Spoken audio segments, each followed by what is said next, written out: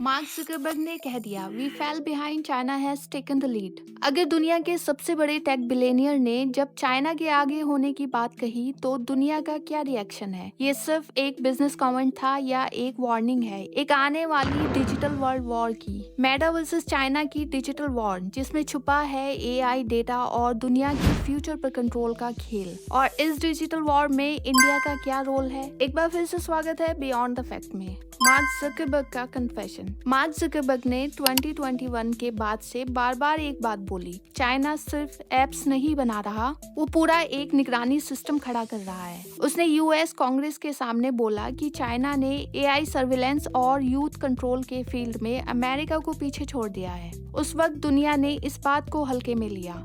2023 में एक rare interview में कहा, चाइना ने दुनिया के टेक एक्सपर्ट्स को हिला दिया। ये बात वो कह रहा है जिसके पास फेसबुक, इंस्टाग्राम, व्हाट्सएप जैसे डिजिटल मॉन्स्टर्स हैं। लेकिन आज टिकटॉक, वी चैट एंड बाइटीडेंस जैसे एप्स ग्लोबल लेवल पर मेटा को टक्कर दे रहे हैं। 2009 में चाइना ने फेसबुक को अपने देश में बैन कर दिया। वजह, जिनजियांग में दंगे हुए थे जिसमें फेसबुक पे एक्टिविस्ट ने प्रोटेस्ट ऑर्गेनाइज किया था। चाइना ने तुरंत बैन लगा दिया और बोला, विदेशी सोशल मीडिया हमारे लिए नेशनल सिक्योरिटी थ्रेट है। उसके बाद ट्विटर, व्हाट्सएप, इंस्टाग्राम सब पर प्रतिबंध और चाइना ने अपना ही एक डिजिटल यूनिवर्स बना लिया। वीबो ट्विटर का clone, WeChat, WhatsApp, Facebook in one, Douyin TikTok का चाइना ओनली वर्जन। और ये है ग्रेट फायरवॉल ऑफ चाइना, एक ऐसी ना दिखने वाली दीवार जो चाइना के नागरिकों को बाहर के आइडियाज से अलग रखती है। मेटा का पलटवार। जकरबर्ग ने चाइना के खिलाफ खुलकर तो कुछ नहीं कहा, लेकिन मेटा चुप भी नहीं बैठा। फेसबुक ने एआई टूल्स बनाए जिसमें वो चाइना के गलत इंफॉर्मेशन कैंपेन्स को ढूंढता।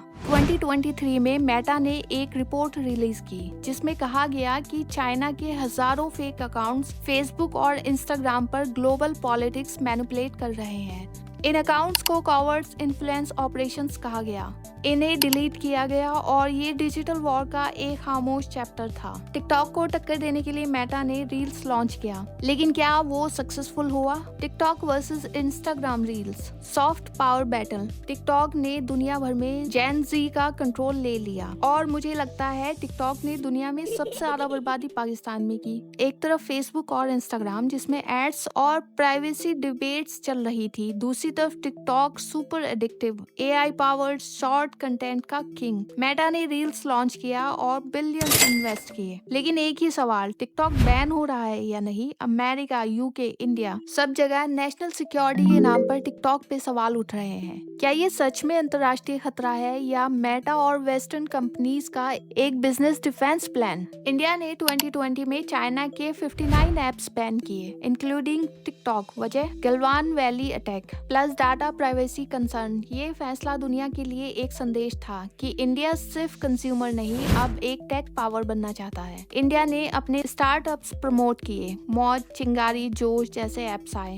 लेकिन टिकटॉक जैसी सक्सेस नहीं ले पाए। क्यों? क्योंकि असली पावर होती है डेटा प्लस इंफ्रास्ट्रक्चर।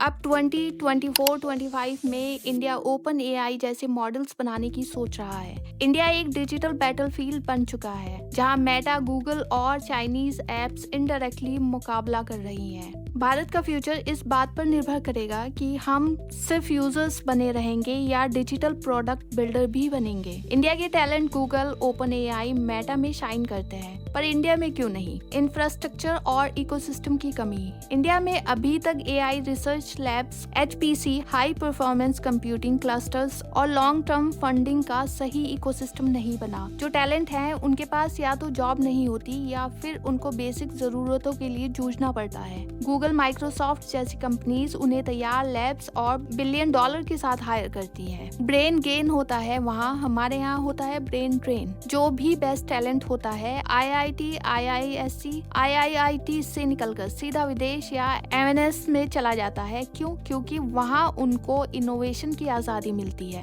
कम नौकरशाही, ज्यादा क्रिएटिविटी और सबसे जरूरी रिस्क लेने की आजादी। अब क्या चेंज हो रहा है? 2023-24 में गवर्नमेंट ऑफ इंडिया ने इंडिया एआई मिशन लॉन्च किया। इसरो, डीआरडीओ जैसे ऑर्गेनाइजेशंस और प्राइवेट कंपनीज, टीसीएस, इंफोसिस, रिलायंस जियो मिलकर एक एआई बैकबोन बैकबोन बना रहे हैं। नया ट्रेंड भारत के लिए, भारत से एआई जैसे इंडियन भाषाओं के लिए chat GPT types tools. Talent तो इंडिया का वर्ल्ड क्लास है, बस सिस्टम को टैलेंट के साथ चलना सीखना होगा, वरना दुनिया हमारे लोगों से नाम कमा लेगी और हम सिर्फ देखते रहेंगे। डेटा नए जमाने का यूरेनियम। आप जितना स्क्रॉल करते हो, जितनी रील्स देखते हो और जितनी बार फोन अनलॉक करते हो, आपका हर माइक्रो मूवमेंट रिकॉर्ड हो रहा होता है। चाइना ने इस डेटा को हथियार बनाकर एक खामोश हमला शुरू कर दिया है। ये कौन सा हमला है? ये है टिकटॉक, टेमू, कैपकट, पबजी, शीन, अली एक्सप्रेस, जूम। ये सब चाइनीज ओरिजिन एप्स आपके फोन में डिजिटल सेंसर्स जैसे काम करते हैं। ना सिर्फ आपका डेटा बल्कि आपका सोचने का पैटर्न,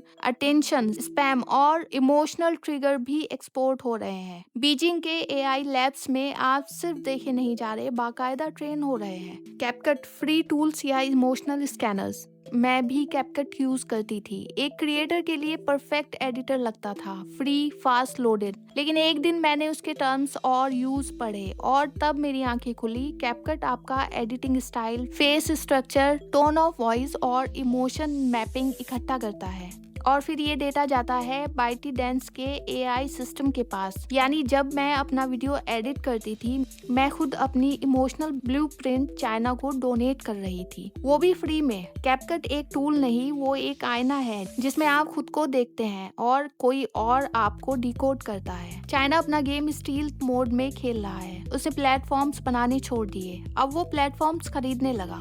टेंसेंट ने 40% स्टेक लिया, एपिक गेम्स में 5% स्टेक, टेस्ला जैसे प्लेटफॉर्म्स में ही। यानी अगर आप सोच रहे हैं मैं तो चाइनीज एप्स यूज ही नहीं करता, तो आप पहले ही उसके जाल में हो। टेंसेंट कोई एक कंपनी नहीं, वो एक डेटा स्पाइडर है जिसका अदृश्य जाल हर स्क्रीन के पीछे छुपा होता है। मेटा और चाइना में कौन जीत रहा है? वो तो पहले ही जीत चुके हैं। जो हारा है वो है आपका कंट्रोल, आपकी चॉइस और आपकी समझ। इस वीडियो को सिर्फ लाइक मत कीजिएगा, अपने दोस्तों से पूछिए आखिर हम स्क्रॉल कर क्यों रहे हैं और किसके लिए। अगर जवाब नहीं मिलता तो समझ जाइए आप गेम के अंदर हैं और रिमोट किसी और के पास। आज के लिए इतना ही, जल्दी मिलते हैं एक और सच के साथ। तब तक के लिए अपना ख्याल रखिएगा। Thank you so much.